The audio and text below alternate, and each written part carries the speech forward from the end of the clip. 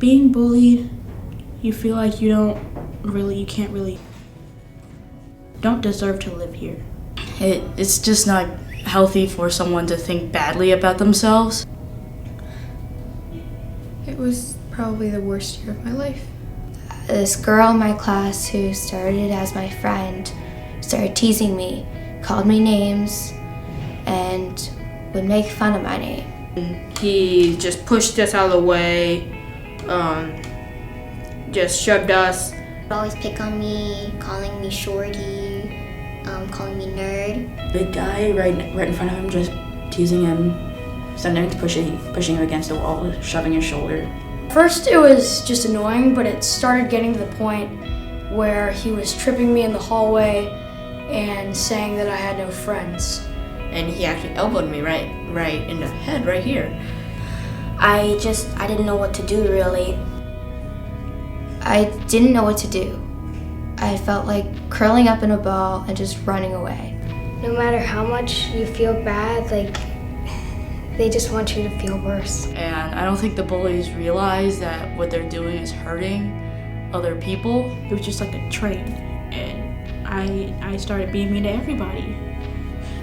I don't understand why someone would have to make someone feel that way. Since we're in middle school, I think the students are more responsible about their actions. So if you get bullied, tell them to stop. You just really need to say something so the victim isn't feeling helpless or feel like they can't do anything. And I will admit that I actually have been just a bystander once. I knew that I had to make a change. I knew that something had to happen. I can't process it in my head because I just can't. And I didn't want her to go through what I went through. So I told an adult. Do your best to make sure that this never, ever happens again. 2 minutes later, I got up and left. I told a teacher about it. And the reason I'm saying all of this is because if it could happen to me, it can happen to anyone. It's okay to tell someone because that's the only way that's ever going to get better. Anything will make a difference.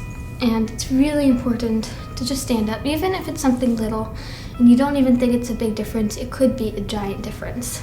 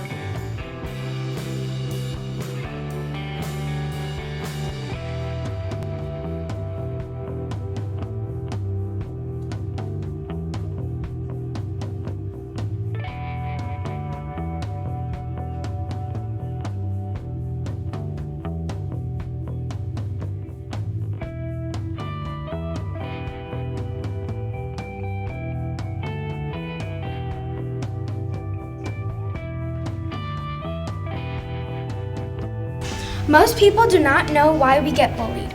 In my opinion, the most common way we get bullied is because the bullies have a bad day and want other people to feel the same way as they do.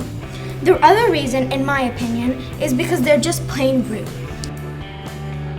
Last year, I was cyberbullied. I didn't really think much of it.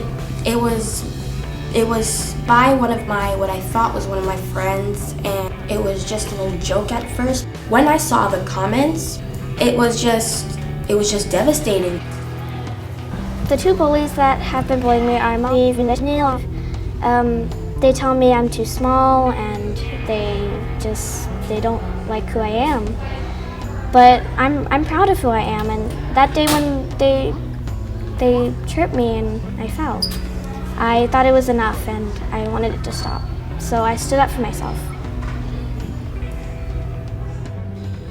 The toughest part about bullying is that even when you keep a straight face and you don't cry and you don't give them any reason to keep teasing you, you still hear everything that they're saying to you. And because of that, I spent most of middle school believing that I was an ugly frisball nerd. I could hear the girls making fun of me on the other side of the cafeteria. And it was then that I realized it didn't matter how I did my hair or how I dressed or what I did. These girls were always going to be mean to me. And it didn't matter what I was gonna do. And suddenly, that was okay because I just didn't care what they thought anymore.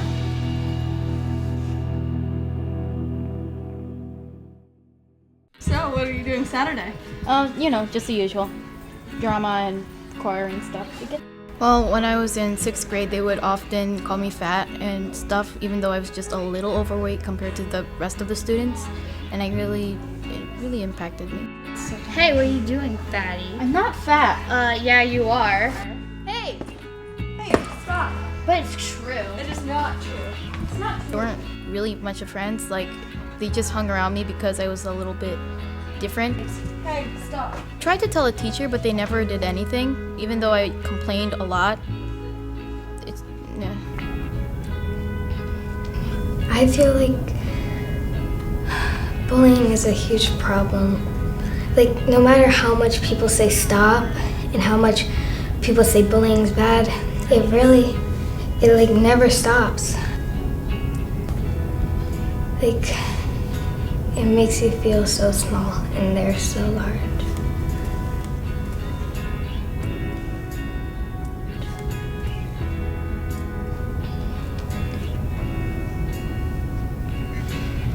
It makes you feel like you have no power to control what's going on to you, even though, you do, and you can say stop. It's just hard to build up the courage to actually say it.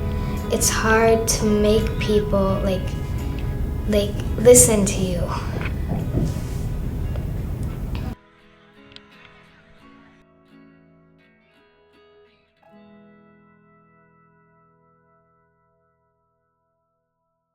So, what characteristics do you think a bully has?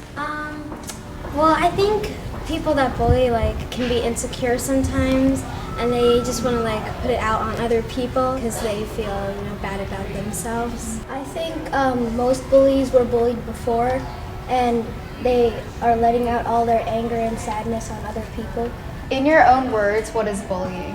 To me, bullying is when someone shows dominance over other people by making fun of them or showing them that they have more power. For me, it's anything somebody does that makes somebody else feel bad about themselves. Do you think our school is good at preventing bullying and mistreatment? No. Why? Because no matter how many times they say bullying is bad or you shouldn't do bullying, even some who are even called on it, they just don't really care and they keep doing it. Or at least bullying. We have a lot of good programs and stuff that help prevent bullying, so I feel like there might be a little bit every once in a while. I've never seen it, but I think we're good at preventing it. If you could apologize for anything that's happened over the past couple of years, what would that apology sound like? I'm sorry for being really mean to you when you just arrived in school. Awesome. I'm sorry for ignoring you when you really needed me at that time. Sorry for making me feel left out when I've been there before. Sorry for not trusting you. Sorry for always taking you too far. I'm sorry for making fun of you. Our school has little things within it, and it's not really big, and it's not really that noticeable. Do you think the little stuff adds up though? Yeah. For people that get it all the time? Yeah, people not letting other kids sit where they want to in the bus, or people grabbing stuff from their hands in the bus. Yeah, I overhear like little things what people say to others, like they're with their friends, and then like they say something to another person. It's like really mean, and I don't do anything about it. Okay, that's awesome. Once I was mean to someone, and ever since then I feel like she changed as a person. She doesn't talk as much as she used to other people. She doesn't laugh as much.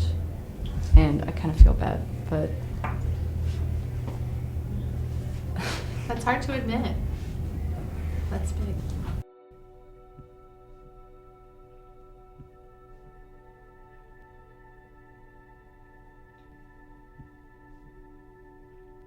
I apologize for ignoring you when you needed me a lot. So I'm sorry. And I'm sorry for making fun of you and changing who you are. I'm really sorry that I was mean to you, especially when you just arrived in the school. I'm sorry for always taking it too far. I'm sorry for making you feel left out when I've been there before. I am sorry for making you feel left out and making you feel like you weren't a part of our group. I didn't want to tell anyone because no one would really understand.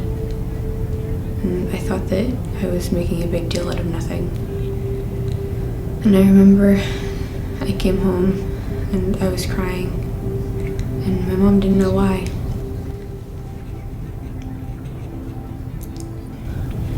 When I got home every day, I would just come home and cry. I would lock myself in my room with my earbuds in. I'll never forget the first day that I started, but that actually caused me to start self-harm.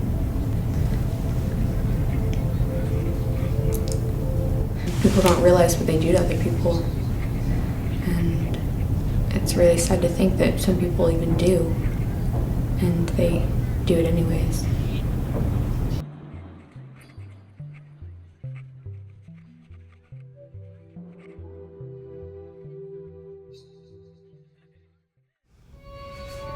My middle school life has been a living hell. Towards my first year, sixth grade, I began to develop like really bad anxiety because I was like really scared of, like it was just a big transition. Like there were so many new people. I didn't know anyone. I didn't have any friends, and because I kind of isolated myself, I kind of became a bit of a target. And like there were, like I've been told to kill myself by other students. Like this one girl just came up to me, and she'd continue to do so for every PE class. And eventually we became friends. And she just kind of helped me get out of my depression, I guess, because back in sixth grade, like I said, I was like really depressed. I became really introverted. And I guess that what I've learned is that you should like accept people's kindness or like go up to someone if they seem really depressed or like out of it, because you could like make a new friend, and maybe you could help them and help yourself also.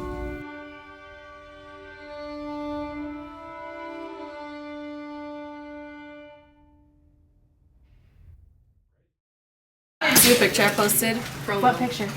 The one that I posted of you. Remember that one time I took that picture of you and I posted it today on Instagram. What picture? Oh, I think you should check your Instagram. It's a really nice picture. Do you think you can delete it? Hey, you see that picture of Nicole? Yeah, I can't believe she posted that. I know, right? It was hilarious. Stupid. So funny, stupid. I mean, it's so stupid, it's funny. Yep. Yeah. It's on social media where you have the power to do that. You have the power to comment on everything you want to, things that you can say in real life, because especially in school, because in school you have a lot of people around you, other people can hear it. I just think it's easier to do it online than in person. You don't have that person there to cry in front of you. Like you won't see how they feel. Just like to be the people who are cyberbullying or posting bad content on social media. Potential bosses will be looking at your social media. My basketball coach actually brought this up the other day. If you want a college scholarship, the first thing that they're going to do is look at your social media page. If they find that you've been bullying somebody, they're going to say, okay, he could be playing the best basketball I've ever seen, or whatever sport, but he doesn't fit into my program, he doesn't fit into my organization. Sorry, you do not belong with me because you are bullying somebody else online.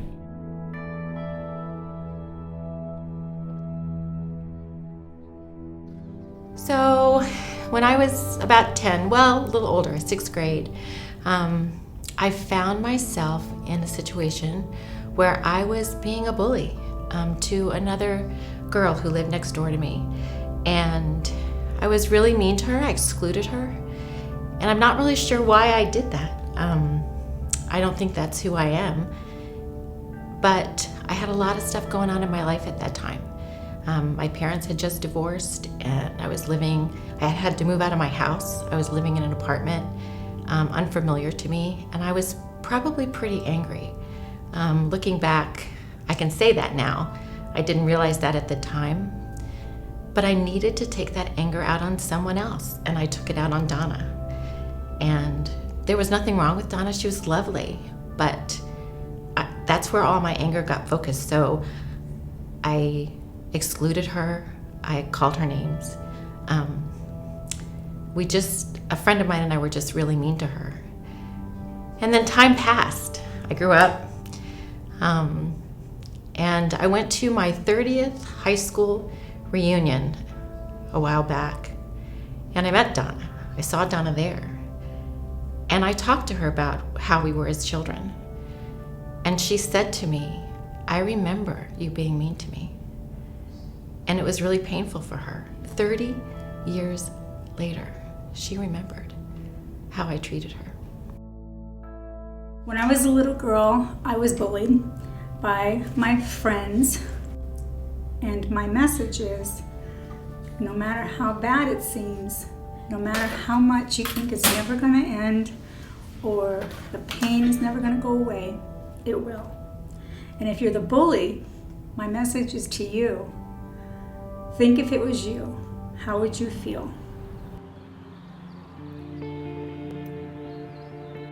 The job that I do, that I've been doing for 13 years with middle school students, I've learned that no kid bullies another kid for no reason. There's always something going on in that child's life.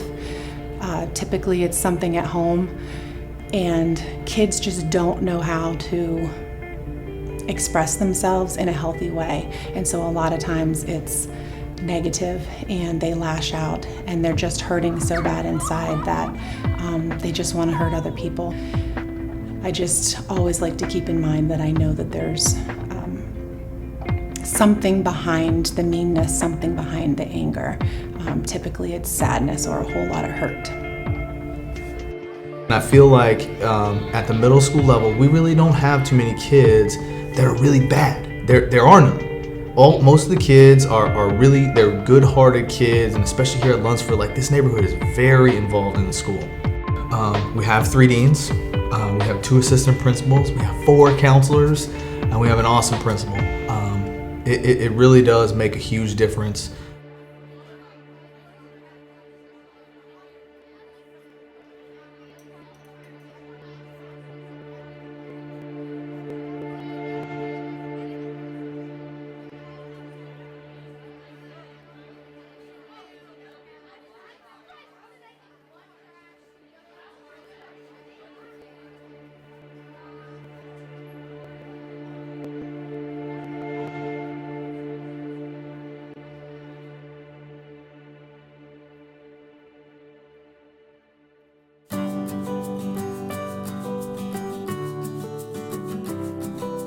Middle school kids have such a inherent sense of what fairness is. And so I guess what I would want to say about the whole just idea of bullying is that the kids want so badly for their school to be a bully-free zone. I always tell the story about bullying when I go visit the 5th graders that are getting ready to come over to 6th grade, one of the questions I always ask them is, tell me about your school. Tell me what I need to know about you coming here. And without exception, one of the things that is always shared with me is, we're a bully-free school. We don't bully. And so when they come here, I know that that's a priority for them. And so how do I keep that focus as a leader in the building from when they're here in 6th grade up until when they're in 8th grade? Like, how do I provide them supports? And I think a big part of that is me saying to the teachers that your job isn't just to teach social studies, science, or math. Your job is to have a relationship. Middle school students, what's I think so cool about them is they care so much about the experience not only that they're having, but of their classmates. You know, I think sometimes if you're not in a middle school, like if you tell someone that you work in a middle school, they're like, oh, you're brave. But the secret is these kids, that's kind of their sense of self is the strength that they have, because they care so much about themselves. That kind of goes over to their classmates.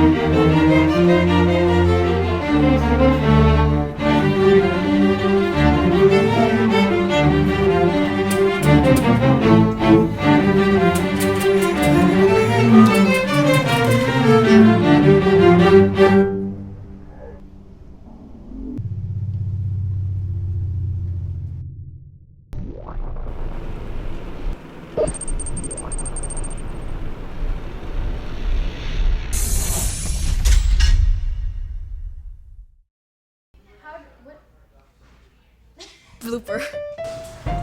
Okay, action. Have you ever witnessed or been...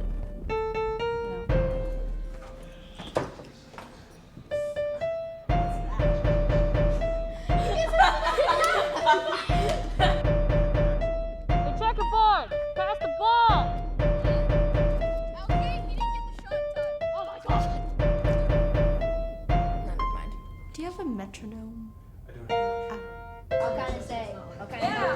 It's gonna be in. Help me. And then show me go.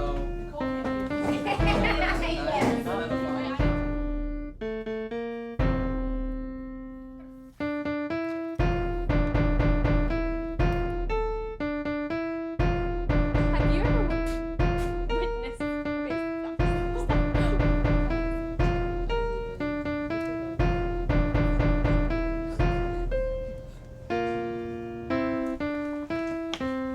I got in the way. It's alright. Oh my god!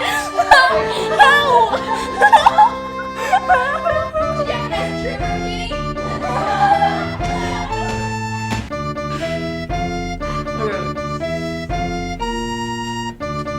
Hi, my name is Sarah, and I'm sorry for almost breaking your camera. This message is for the JML Movie Project. I personally have a lot of hope for my students in the way they treat others. I watch students embracing differences and working with fellow students they may not have otherwise talked to or worked with. I'm more encouraged than discouraged. This is the generation that can change things.